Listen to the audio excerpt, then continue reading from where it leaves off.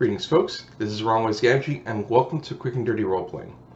In this video, I'll talk about having a distinct Game Master voice. This morning, as I was still in bed, somewhat awake but still resting, one particular thought occurred to me as I reminisced on a live role-playing session that I saw on the YouTube channel talking about games. Whenever Abe, the Game Master and host of his channel, provides examples where he goes into the role of Game Master, his tonality changes from his usual conversational tone of voice to a more narrative tone of voice with heftier inflection. While I'm well aware of how Matt Mercer gets very dramatic when speaking as the GM, that guy is a voice actor, and I chalk that up to him employing his voice acting training for the sake of the YouTube audience.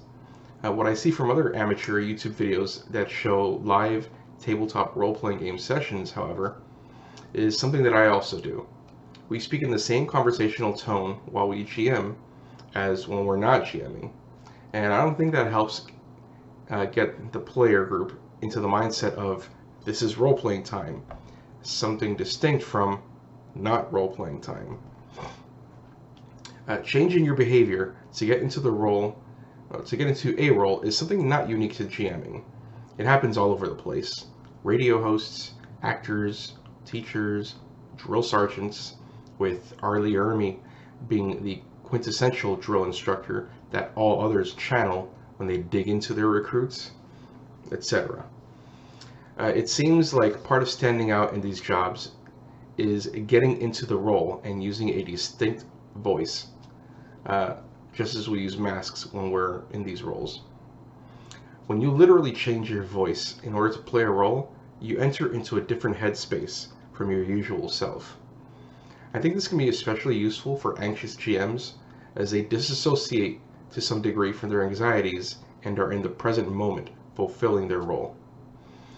I think it's also important to develop a GM voice that one can take seriously rather than being a parody of other voices that have gravitas, such as that of Patrick Stewart, Keith David, or Morgan Freeman.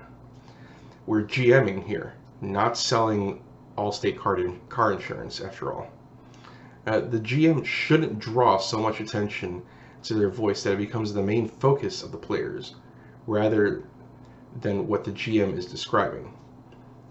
Lastly, and obviously, this GM voice is distinct from the voice that the GM uses to roleplay NPCs. This should be the case whether or not the GM uses a default GM tone, voice tone, different from their own. If you like or dislike anything you've seen in this video, please give it a like or a dislike and leave a comment. Subscribe if you want to support my channel, and if you really want to support my endeavors, head over to my Patreon and become an appreciated trooper. The link is in the description. Until then, folks, take care and play to find out what happens.